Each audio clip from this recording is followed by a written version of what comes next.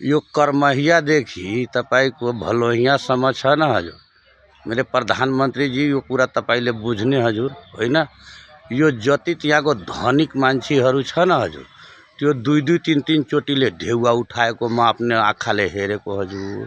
त्यो जम्मै कर्मचारी मिलेको धनिकहरूसित बाटो तपाईँको काट दियो होइन। 500 को काठा भनेको थियो यो नेपाल सरकारले, 500 को काठाले उठेको थियो। पंचायती व्यवस्था थिएन, यही तपाईँको यही बुढापाहरूको पार्टी थियो हजुर।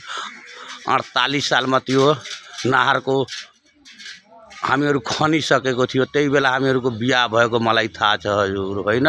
त्यो मान्छेले मुदा खनेको त्यो अब तपाईँको 150 फिट त्यो नाहार छ, बुझ्नुभयो। नाहार 150 फिट छ होइन। अब जब त्यही साइडमा जमिन कसैको पर्या छ भने त्यो घर त्यहाँ गएर बनाइसकेको छ भने त्यो बाटो ठुलो गर्नुस् होइन। उसकै सम्पत्ति छ भने त्यो तपाईहरूले भत्काउन मिल्दैन हजुर।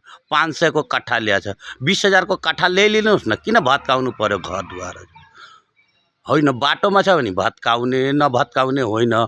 धेरै पछाडि छ भने बाटोलाई ठुलो बनाउने हो, मेरो कुरा त्यो थाहा छ हजुर। मुदा घर भत्काउन हुँदैन। बाटोमा छ भने भत्काउने न हो, बाटोभन्दा धेरै टाढा छ भने उसको घर भत्कायो भने त्यो कडा आन्दोलन हामीहरू तराईतिर गर्छौँ। यो कुरा तपाईँले नेपाल सरकारसम्म, यो हाम्रो बालन सरकारसम्म जाओस्, मेरो कुरा यति भन्न है।